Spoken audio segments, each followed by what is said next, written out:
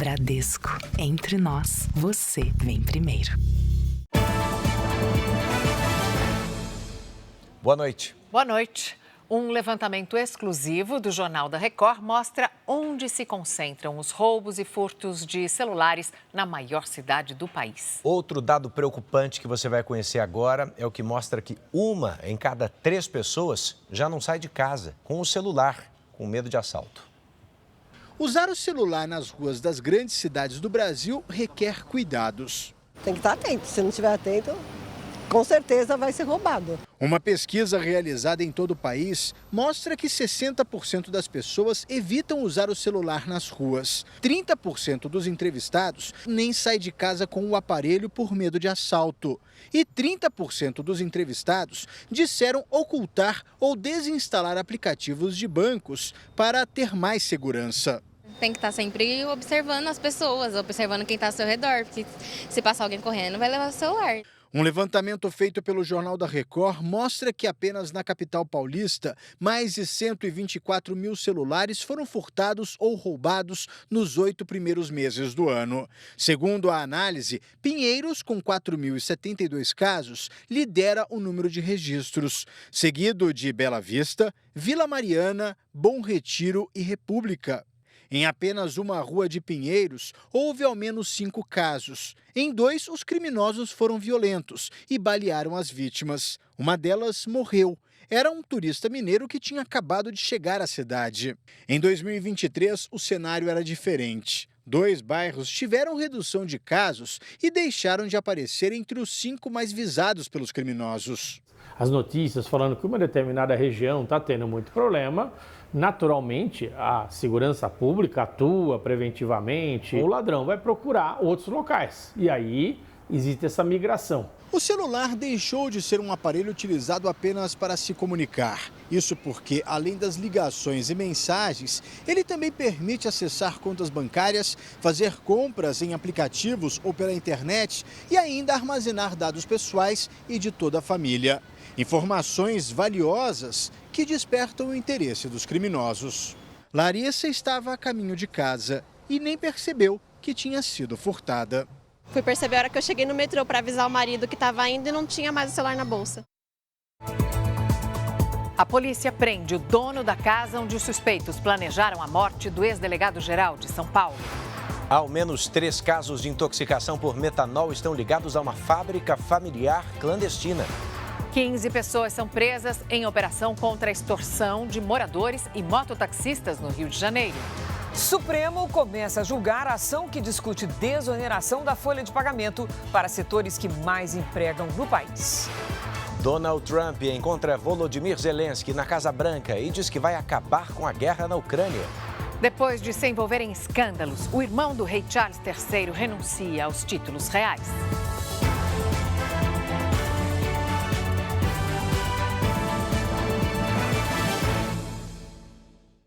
Oferecimento Bradesco e Agro. Isso que é dupla raiz.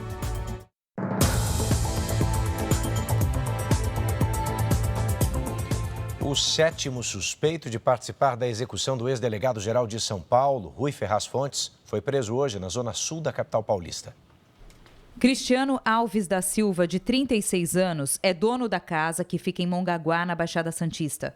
O imóvel foi usado como ponto de apoio aos criminosos que participaram do assassinato do ex-delegado-geral Rui Ferraz Fontes. Pelo menos 4 casas foram utilizadas pela quadrilha durante o planejamento e a execução do crime. Todas ficam no litoral sul de São Paulo.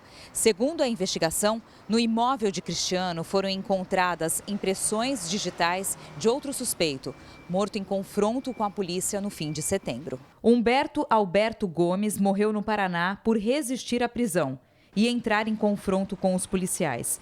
Cristiano já tinha passagens por organização criminosa, roubo e receptação. A defesa dele não foi localizada. Além de Cristiano, outras 6 pessoas estão presas, suspeitas de envolvimento na morte do ex-delegado-geral. 2 homens continuam foragidos. Rui Ferraz Fontes foi morto há pouco mais de um mês, em Praia Grande, quando deixava a prefeitura, onde exercia o cargo de secretário de administração.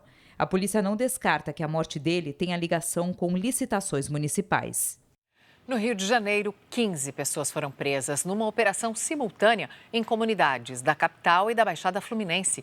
Integrantes da maior facção do estado eram os alvos. Os agentes fizeram buscas em uma organização não governamental e nesta associação de moradores. Segundo a polícia, integrantes do Comando Vermelho utilizavam a estrutura para explorar moradores e mototaxistas do Morro do Borel, na zona norte do Rio. Os suspeitos cobravam taxas ilegais para a atuação na comunidade. 4 homens foram presos em flagrante. Um deles chegou a reagir contra um dos nossos policiais, se utilizando de um fuzil, utilizando na frente dele uma criança como escudo. Os policiais também encontraram esta parede, usada pelos criminosos para apoiar armas e se proteger de disparos. Um acampamento do tráfico, montado na área de mata, foi destruído. De acordo com as investigações, a companheira do chefe do tráfico do Morro do Borel está à frente da extorsão de dinheiro de moradores e mototaxistas. Ela não foi encontrada. Em outra operação, a polícia fez buscas em comunidades da Baixada Fluminense, também controladas pelo Comando Vermelho. Na casa de um dos investigados, uma arma estava escondida debaixo do colchão. Os criminosos atuavam na cidade de Japeri, o que demonstra o avanço da facção para o interior do estado. Uma cidade pequena, então você tirar de circulação 11 integrantes da facção Comando Vermelho de circulação é um importante golpe contra a facção na cidade de Japeri. Já chega a 10 o número de pessoas intoxicadas por comer uma planta tóxica, achando que era couve. Uma mulher morreu. E se esses casos que vêm de Minas Gerais assustam, imagina descobrir que essa falsa couve estava inclusive numa horta comunitária. A planta foi colhida nesta horta, que pertence à prefeitura da cidade. Yara e a família se sentiram mal depois de comer o vegetal que se parece com couve, mas é venenoso. Meu irmão, eu, minha mãe, meu pai, foi assim, questão de segundos. A gente terminou de almoçar e já começou a passar mal. Todos receberam atendimento médico e foram liberados. A Prefeitura de Santa Vitória disse que as 2 mudas da planta já foram removidas. Desde agosto, 6 pessoas foram intoxicadas pela falsa couve na cidade. Os casos vieram à tona depois que 4 pessoas passaram mal após comer a planta na cidade de Patrocínio. Uma mulher morreu. Apesar dos registros no interior, a planta, que cresce espontaneamente em áreas urbanas e rurais, também está presente nas grandes cidades. Aqui em Belo Horizonte, encontramos a falsa couve em um lote vago. Por isso, é importante ter cuidado para não confundir a espécie com a couve comum. A Nicotiana glauca é da família do tabaco e cresce no formato de arbusto. Ela tem uma substância tóxica que pode causar náusea, confusão mental, insuficiência cardíaca e levar à morte. Os sintomas eles começam muito rápidos, assim, tem caso relatado de começo de 15 minutos até 60 minutos. Então a recomendação é sentir o mal, estranheza, sempre procurar atendimento médico. Passageiros entraram em desespero durante o naufrágio de uma balsa no Pará. A água invadiu a parte da frente da embarcação, que afundou parcialmente. Entre as vítimas estavam idosos e crianças. Segundo a Marinha, a balsa transportava carga acima do permitido. Os responsáveis não tinham habilitação para navegar. Uma outra balsa que passava pelo local ajudou no resgate. Ninguém ficou ferido. Uma queima de lixo deu início a um grande incêndio no Parque do Cocó, em Fortaleza. O local é de difícil acesso. Ninguém ficou ferido. O Ministério da Saúde vai realizar amanhã o dia D da vacinação. O público-alvo são crianças e adolescentes de até 15 anos. A força-tarefa será das 8 da manhã às 5 da tarde. Serão disponibilizadas todas as vacinas do calendário nacional. Em Washington, o presidente Donald Trump se reuniu novamente com o presidente da Ucrânia para falar sobre um possível acordo de paz com a Rússia. Volodymyr Zelensky também tenta conseguir mísseis de longo alcance dos Estados Unidos. Trump recebeu o líder de Kiev na Casa Branca e ouviu um pedido de paz para o leste europeu. Acredito que com a sua ajuda podemos parar esta guerra, disse Zelensky. With your help, we can stop this war. A terceira reunião entre Trump e Zelensky aqui na Casa Branca também serviu para discutir uma proposta de negociação militar apresentada por Kiev. O presidente dos Estados Unidos admitiu que está disposto a negociar o fornecimento de armas em troca de drones ucranianos. Na mira de Zelensky estão mísseis de longo alcance produzidos nos Estados Unidos, chamados de Tomahawks. O Kremlin considera que o envio de armas prejudicaria o processo de paz. No fim da tarde, Trump disse que é hora de parar com a matança e fechar um acordo. Durante a coletiva de imprensa, Trump foi questionado sobre a tentativa do presidente Nicolás Maduro de encerrar a tensão entre Venezuela e Estados Unidos. Ele ofereceu tudo, porque ele não quer mexer com os Estados Unidos, afirmou. O governo americano posicionou navios de guerra na região do Caribe e tem atacado barcos utilizados para o tráfico de drogas. Na última ofensiva, a Marinha divulgou que prendeu 2 sobreviventes de um ataque a um submarino. O almirante Alvin Hosley, que cuida dos assuntos militares para a América do Sul, pediu demissão em meio ao aumento da tensão. O presidente Trump não descarta uma ofensiva terrestre à Venezuela para combater os cartéis. Ainda nos Estados Unidos, notícia de agora há pouco, Donald Trump anunciou que perdoou o ex-deputado, filho de brasileiros, George Santos. Trump escreveu que, apesar de ser desonesto, o ex-congressista não merecia cumprir pena de 7 anos de prisão. O político, preso desde julho, foi condenado por fraude e por falsidade ideológica num processo ligado à campanha eleitoral dele. O grupo terrorista Hamas entregou ao exército de Israel o corpo de um refém que estava na faixa de Gaza havia mais de 2 anos. A Cruz Vermelha retirou os restos mortais da faixa de Gaza e entregou ao exército israelense. Agora, o corpo será identificado em um instituto de Tel Aviv. 18 reféns continuam no território palestino. O governo aqui de Israel planeja impor sanções por causa do atraso na entrega dos corpos de todos os reféns. Uma das medidas discutidas é o bloqueio da entrada de materiais de construção que seriam usados nas cidades palestinas. Israel adiou a reabertura da travessia de Rafah, na fronteira entre Gaza e o Egito. Hoje, a família de Inbar Haiman fez o enterro da artista que tinha 27 anos. Ela foi morta durante o ataque do grupo terrorista Hamas a uma festa rave no início do conflito. Omri Miran está entre os reféns que deixaram Gaza esta semana. Depois de 737 dias de cativeiro e 4 no hospital, ele finalmente voltou para casa. Agora é hora de retornar à vida, disse Omri ao receber alta médica. A esposa dele publicou um vídeo em uma rede social mostrando a família em uma praia. Uma imagem rara de alívio depois de tanto sofrimento. A gente já está voltando para te mostrar que uma fábrica familiar clandestina está sendo apontada como responsável por pelo menos 2 mortes nos casos de intoxicação por metanol em São Paulo. E veja também, moradores em situação de rua são atacados a tiros enquanto dormiam num viaduto no Rio de Janeiro. 2 homens morreram na hora e outro sobreviveu. Os criminosos conseguiram fugir.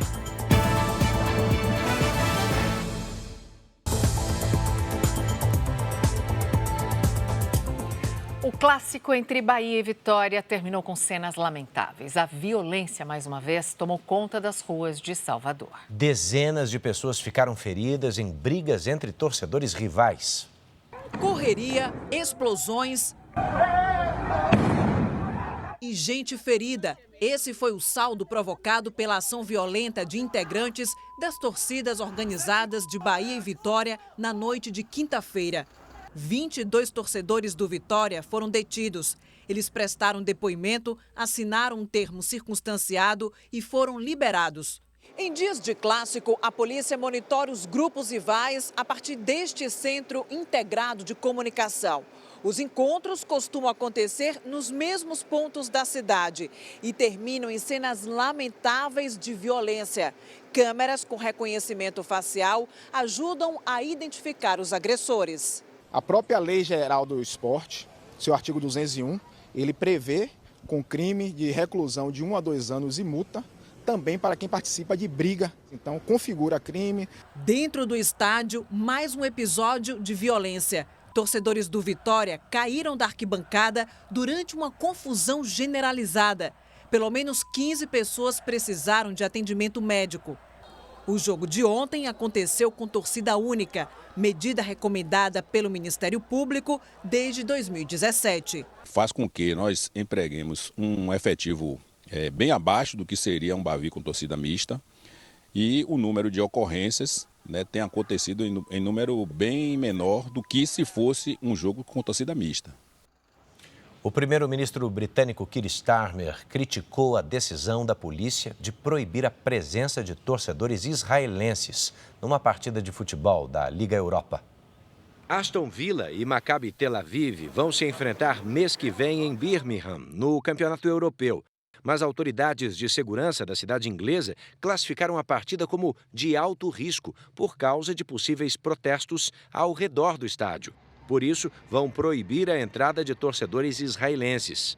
O premier Keir Starmer escreveu nas redes sociais que não vai tolerar o antissemitismo nas ruas do país e afirmou que o papel da polícia é garantir que todos possam desfrutar do jogo, sem medo de violência ou intimidação.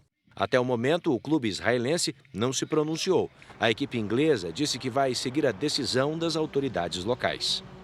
O príncipe Andrew, irmão do rei Charles III, renunciou aos títulos da realeza britânica depois do suposto envolvimento dele em escândalos sexuais. No comunicado divulgado pelo Palácio de Buckingham, o príncipe informou que a decisão foi tomada em conjunto com o rei Charles III, já que as acusações contra ele desviam a atenção do trabalho da família real. A pressão sobre o príncipe Andrew aumentou após o nome dele ser ligado ao caso Jeffrey Epstein. O empresário americano foi condenado por crimes sexuais nos Estados Unidos e encontrado morto na prisão em 2019. O príncipe nega envolvimento em qualquer ato ilegal. Aqui na Inglaterra, a renúncia de Andrew é vista como um passo inevitável para preservar a imagem da monarquia britânica. O príncipe vai deixar de usar o título de Duque de York e abrirá mão de todas as honrarias, embora mantenha o título de príncipe por direito de nascimento. A medida reflete o estilo mais duro e institucional do reinado de Charles III. Há 6 anos, o príncipe Andrew não participa de compromissos oficiais da realeza. Agora, ele encerra de vez a vida pública dentro da monarquia britânica. O ex-assessor de Segurança Nacional de Donald Trump, John Bolton, se declarou inocente das acusações de divulgar informações confidenciais.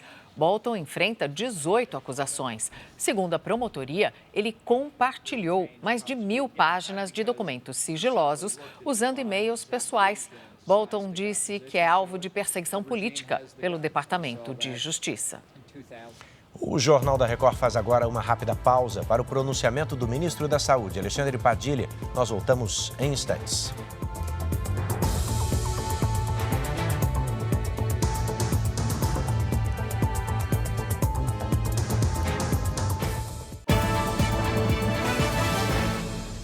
O Jornal da Record está de volta com um novo balanço sobre intoxicação por metanol que acaba de ser divulgado pelo Ministério da Saúde.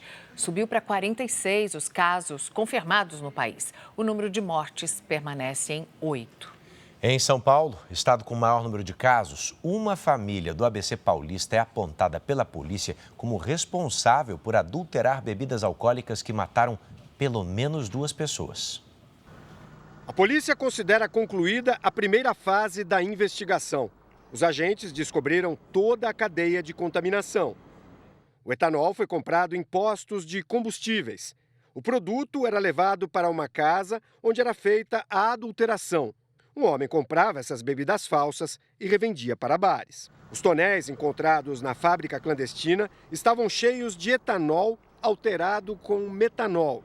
Os investigadores descobriram recibos de 2 postos de combustíveis, ambos no ABC Paulista, um em São Bernardo do Campo e outro em Santo André. Sendo objetos de fiscalização para a gente poder constatar eventualmente se por aquele tanque passou o metanol, que a gente sabe que passou, e poder tomar as providências de lacração, de multas, de suspensão de inscrição. Uma fiscalização feita hoje pela Agência Nacional do Petróleo não encontrou irregularidade nos combustíveis. Amostras foram colhidas para novas análises. A falsificação, segundo as investigações, era realizada por uma família. Vanessa Maria da Silva foi presa na semana passada. De acordo com a investigação, o pai dela, o marido e o cunhado participavam ativamente das adulterações. A defesa de Vanessa não foi localizada. Segundo a polícia, essa família é responsável pela contaminação de pelo menos 3 pessoas. 2 morreram após comprar vodka em um bar da zona leste de São Paulo. E uma outra que ficou cega e permanece internada depois de beber em um bar da zona sul. Eles dizem que não sabiam, né, que aquele combustível estava adulterado com metanol, mas isso aí eles vão ter que provar na justiça, né? O próximo passo da investigação é descobrir se esse mesmo grupo tem ligação com outros casos. Hoje, o bar onde o rapper Hungria se apresentou em São Bernardo do Campo publicou o laudo do Instituto de Criminalística que não constatou ter metanol nas garrafas apreendidas no local. O cantor ficou internado por 4 dias num hospital em Brasília e já teve alta.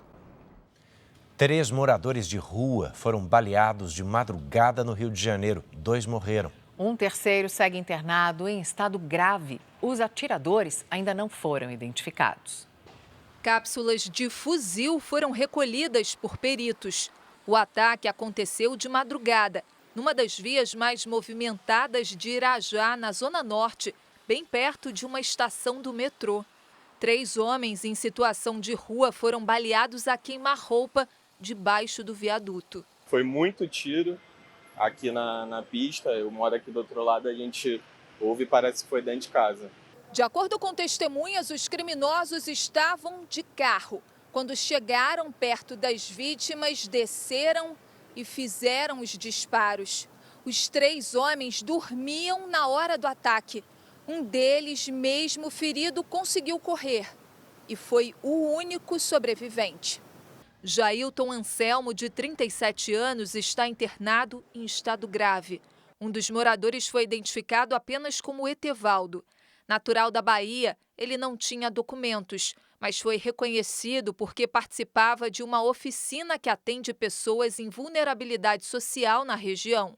A Polícia Civil busca pistas dos criminosos e investiga a motivação do crime.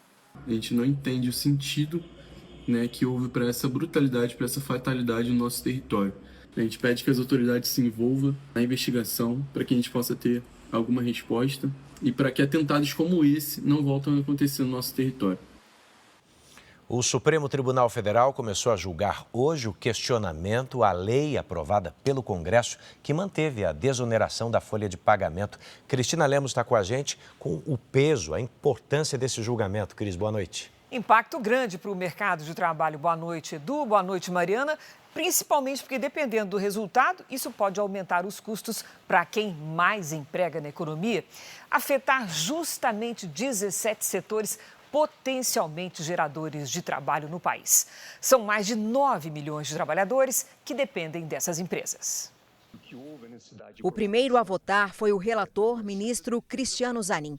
Ele considerou inconstitucional parte da lei aprovada pelo Congresso em 2023. A medida prorrogou a desoneração da folha de pagamento até 2027 para os 17 setores da economia que mais empregam no país. Esperamos que o restante dos ministros do Supremo a mantenham, seguindo essa linha, que é uma linha que vai manter emprego, que vai ajudar o desenvolvimento do país. Os setores impactados pela desoneração empregam mais de 9 milhões de trabalhadores. A pedido da Advocacia Geral da União, o ministro Cristiano Zanin havia concedido liminar suspendendo a prorrogação até que o Executivo e o Legislativo entrassem em acordo. Isso aconteceu em setembro do ano passado, quando o Congresso aprovou nova proposta e logo depois o presidente Lula sancionou a reoneração gradual até 2027. Assim, as empresas beneficiadas ainda podem optar pelo pagamento da contribuição social sobre a receita bruta, com alíquotas de 1% a 4,5%. Mas, a partir de 2028, voltam a pagar 20% de INSS sobre a folha de salários. A reabertura do caso no Supremo coincide com a derrota do governo com a MP que aumentava o IOF. A medida, engavetada pela Câmara, representaria um acréscimo de arrecadação de cerca de 20 bilhões de reais. O receio dos 17 setores atingidos pela desoneração é com o possível fim imediato do benefício fiscal, que provocaria demissões. Nós temos 9.200.000 trabalhadores inseguros com uma indefinição. Nós temos certeza que o STF vai ratificar o que foi aprovado pelo Congresso Nacional. O ministro das Relações Exteriores fez um relato hoje ao presidente Lula sobre o encontro que ele manteve ontem com o secretário de Estado americano. Então vamos ao vivo a Brasília conversar com a Tainá Farfan, que traz os detalhes. Oi, Tainá, boa noite. Oi, Cris. Uma excelente noite de sexta-feira para você e para quem acompanha a gente aqui no Jornal da Record. O ministro deu detalhes dessa reunião ao presidente e discutiu estratégias do governo brasileiro em relação ao tarifaço norte-americano. Ontem, o ministro das Relações Exteriores esteve com o secretário de Estado americano, Marco Rubio, e segundo fontes do Itamaraty, essa foi a primeira reunião estruturada para começar a negociação sobre as relações comerciais, econômicas e políticas com os Estados Unidos. Ainda não houve sinalização sobre mudanças nas tarifas, mas o assunto vai ser tratado nas negociações dos próximos dias, em reuniões técnicas. A reunião de ontem na Casa Branca também preparou o terreno para um possível encontro entre Lula e Trump, que pode acontecer ainda neste mês, no final deste mês, na Malásia. Cris. Obrigada, Tainá. Mariana, Edu. Obrigado, Cris. Você vai ver a seguir, pesquisadores desenvolvem uma técnica capaz de retirar da água substância tóxica liberada pela decomposição do plástico. E também cresce no Brasil o número de trabalhadores que atuam em plataformas de transporte e de entrega. Mas esse aumento vem acompanhado de grandes desafios.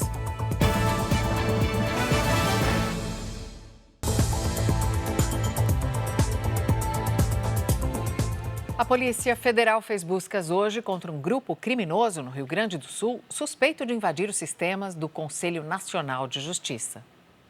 A investigação começou em agosto, depois que a Polícia Federal recebeu alertas do próprio Conselho Nacional de Justiça. De acordo com a PF, os suspeitos usavam a tecnologia para descobrir senhas de juízes usadas no portal do governo federal. Depois, se passavam pelos magistrados e invadiam o sistema de restrição judicial de veículos. No site, é possível consultar e excluir restrições a carros de pessoas condenadas. E a partir do acesso desse sistema, eles conseguiam marcar lá que o veículo estava liberado.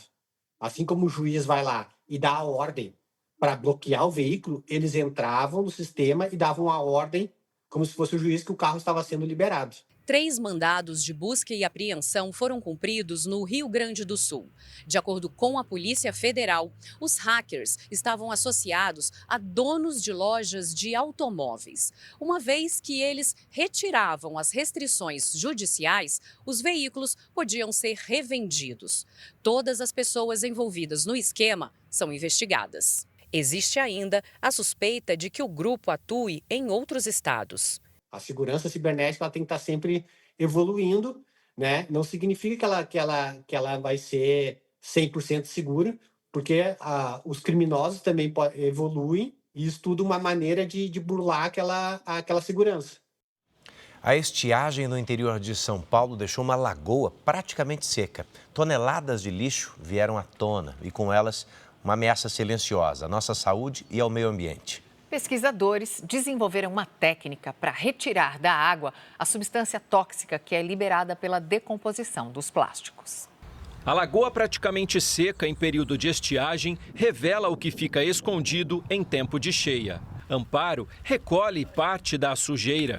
Se vai tomar um refrigerante, se vai comer alguma coisa, eu acho que está tudo legal, porque a área convida para isso, mas que ela leve de volta. Isso daí novamente. Quando esse plástico entra em decomposição, substâncias tóxicas são eliminadas na água, o que representa um perigo para o meio ambiente e para a nossa saúde. Por isso, uma nova técnica promete eliminar em até 92% esse material. O estudo feito nos laboratórios da USP de Ribeirão Preto uniu duas técnicas para a eliminação do bisfenol A, composto químico utilizado na indústria para a fabricação de embalagens, garrafas e potes plásticos. Na água contaminada foram adicionadas enzimas, material biológico retirado de fungos que lembra uma gelatina. Elas recebem o estímulo de uma corrente elétrica, o que potencializa a eliminação do produto tóxico. Foi em torno de 2 horas, nós conseguimos degradar cerca de 92% do bisfenol A contido na amostra. Além da decomposição na água, o aquecimento também libera toxinas. Quando ingerido, o bisfenol pode causar diabetes, problemas cardiovasculares e câncer. A expectativa dos pesquisadores é aplicar a técnica em grandes volumes de água. É uma etapa onde eu vou precisar de engenheiros, eu preciso sair de um departamento de química e ir para um processo mais multidisciplinar, né? A sexta-feira foi de temporais na região sul. Vamos falar com a Lidiane para entender o que provocou essa chuva, Lid, e como fica o tempo amanhã. Boa noite. Oi, Mariana. Olha, a responsável é uma frente fria que se desloca pela região. Boa noite a você. Edu, boa noite. Boa noite a você que está com a gente. Amanhã a frente fria segue ativa e mantém o risco de temporais entre Santa Catarina e o Paraná. Em Curitiba, a chance de tempestade. À tarde, a temperatura não passa dos 20 graus. A mínima de 13 ocorre à noite. Em São Paulo, temporais também à tarde. Máxima de 25 e mínima de 17 à noite. Em Teresina, sol, tempo seco e calor de 37 graus. Hoje, a maior quantidade de água caiu sobre o interior da região sul. As imagens de satélite mostram que as instabilidades se estendem por toda a região. Amanhã, a frente fria ganha força e aumenta o risco de tempestades em São Paulo, no Rio de Janeiro, até o sul de Mato Grosso. No Nordeste, ventos do mar favorecem chuva moderada no litoral da Bahia e de Alagoas até a Paraíba. O ar polar provoca queda de temperatura no sul do país. Em Florianópolis, faz 22 graus à tarde. Em Vitória, 32. 33 em Brasília e em Boa Vista. E até 30 em Natal.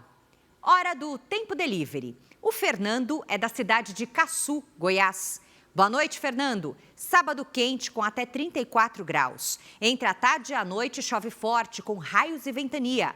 No domingo, pancadas de chuva e à tarde faz 26. A segunda será ensolarada com 27 graus. O Leonardo é de Japeri, Rio de Janeiro. Oi, Leonardo. Se prepare para o calor de 35 graus neste sábado. À tarde tem previsão de chuva forte com raios e ventania. No domingo pode chover forte a qualquer hora e a temperatura não passa dos 21. Na segunda, a chuva diminui e faz até 19 graus. Poste o nome de uma cidade nas redes sociais usando a hashtag você no JR e participe também. Mariana, Edu. Obrigada, Lid. Uma obra rara, furtada em 2008, foi devolvida hoje ao principal museu científico da Amazônia. Notícia boa, porque essa publicação do século XVII foi escrita em latim por um médico holandês e foi encontrada, sabe onde? Em Londres. A obra foi recebida com aplausos no Museu Emílio Guild, em Belém. A ex-curadora do museu foi a primeira pessoa a constatar o furto da relíquia e comemora o retorno da obra. Para mim foi até um presente, mais uma obra devolvida. O furto de 2008 foi um dos maiores já registrados no museu. 60 obras raras desapareceram. Desde então, 5 publicações foram recuperadas em diferentes países. Depois desse episódio, o museu reforçou a segurança. Entre as medidas está essa sala-cofre, equipada com câmeras, portas camufladas e acesso por identificação digital. Tudo para proteger um dos maiores acervos científicos e históricos do Brasil. É uma sensação bastante reconfortante você saber que, após 17 anos, temos conseguido recuperar uma obra, é a terceira obra mais importante da nossa coleção científica. A Polícia Federal localizou o livro em 2024, em Londres, no Reino Unido, numa parceria internacional. Agora, O livro, escrito em 1658 pelo naturalista holandês Guilherme Piso, volta a ocupar um lugar de destaque no museu. Agora um flagrante que chega de Santa Catarina. Um ciclista foi derrubado por um fio de energia que ficou preso em um caminhão. A imagem mostra quando o caminhão passa pelo cruzamento ali, ó, e logo depois o fio enrosca na bicicleta e derruba o homem. Ele fica no chão enquanto a bicicleta vai embora, é arrastada. O ciclista, ainda bem, foi socorrido apenas com pequenos ferimentos. Um estudo com mais de 1.000 médicos revela complicações sérias em pessoas que se submeteram a procedimentos estéticos feitos por profissionais que não têm formação médica. Tá aí um debate importante, porque casos recentes mantêm essa discussão sobre quem é que está autorizado a mexer no rosto dos pacientes. Bianca, que é cirurgiã dentista, confiou em uma colega de profissão para fazer um procedimento estético na orelha. Aí começou a infeccionar, vi que um dos furinhos, que tinha, não estava cicatrizado, ainda tinha um pouquinho do fio para fora, que basicamente ela vai dando nozinhos na orelha e guarda o fio e a pele fecha. Preocupada com o quadro que não melhorava, ela procurou um amigo, que é médico e que disse: provavelmente você já perdeu sua cartilagem, a gente vai para o hospital agora. A Bianca precisou passar por um procedimento e ficou com cicatrizes na orelha. Um estudo que ouviu 1.000 médicos apontou as complicações de procedimentos estéticos realizados por quem não tem formação em medicina. 90% dos profissionais entrevistados, entre eles dermatologistas, infectologistas e cirurgiões plásticos, disseram que todos os meses recebem pacientes com sequelas como cicatrizes, inflamações, infecções e necroses. E o paciente depois vem para o nosso consultório para tentar resolver o problema. A cada 5 que chegam, uma evolui com sequela definitiva. Isso é muito sério. No começo do mês, o influenciador Júnior Dutra morreu supostamente em decorrência de complicações de um procedimento que fez em um consultório dentário. O dentista responsável disse que a inflamação foi provocada pelo estilo de vida do paciente. Pela vida social que ele tinha, porque o paciente com infecção ou com caso grave assim, ele começa a ficar muito debilitado, entendeu? Então eu não via esse quadro nele. Esse tipo de situação evidencia um dilema dentro da área médica e revela disputas sobre quem de fato tem autorização para realizar determinados procedimentos. Médicos e dentistas discutem o tema e reforçam a necessidade de estabelecer limites claros entre as profissões. O cirurgião, mesmo com essa formação toda, ele tem complicações também. 2% de complicações de uma determinada cirurgia é uma margem. Mas se eu tenho 10, 15% de complicações, aí é problema técnico. Já o presidente do Conselho Federal de Odontologia defende a competência de cirurgiões dentistas para os procedimentos estéticos. O cirurgião dentista está autorizado a realizar procedimentos dados através dos cursos de graduação e pós-graduação. Nós estamos buscando uma ampliação deste rol de procedimentos que hoje estão autorizados pelo Conselho Federal de Odontologia. Vamos falar agora sobre alguém que está sempre te atendendo. Aumentou o número de trabalhadores que atuam nessas plataformas de transporte e de entrega. Esse setor emprega 1.700.000 pessoas. Só que esses entregadores trabalham, em média, 5 horas a mais do que os empregados que têm carteira assinada. O Renato faz entregas por aplicativos e presta vários tipos de serviços. Entrega de envelopes, documentos, mercadoria de shopping, serviços particulares. O José Antônio gostaria que o trabalho fosse mais valorizado. Tem serviço, mas não está pagando o valor correto para a gente, entendeu? Os dois fazem parte de um contingente de 1.700.000 trabalhadores que atuam em plataformas digitais no país. O equivalente a 1,9% dos funcionários do setor privado. A grande proporção de trabalhadores do sexo masculino, uma grande maioria é localizada na região sudeste, mas em todas as regiões do país a gente percebe esse fenômeno. Entre 2022 e 2024, o número de trabalhadores de aplicativos cresceu 25%. São cerca de 335 mil pessoas a mais nesse tipo de serviço. Mas o crescimento vem acompanhado de desafios. A falta de regulamentação e de proteção social ainda deixa muitos profissionais desamparados. Apenas 25,7% dos motoristas que trabalham por aplicativo contribuem para a Previdência. Entre os motociclistas, o índice é ainda menor. Em média, a carga horária semanal de um motorista por aplicativo é 5 horas maior do que a de um trabalhador registrado. Entre os motociclistas de aplicativo, de quase 4 horas a mais. Eles têm alguns compromissos com relação às entregas, as obrigações que eles têm junto às plataformas, mas, por outro lado, eles não têm nenhum benefício em relação à proteção social. À 00:30 tem mais uma edição do Jornal da Record. As reportagens de hoje você confere no Record Plus e em todas as nossas plataformas digitais. A programação da Record está ao vivo de graça no Record Plus. Fique agora com O Senhor e a Serva e logo depois de Reis tem A Fazenda com flash ao vivo da festa. É imperdível. Uma boa noite. Boa noite para você e um excelente final de semana.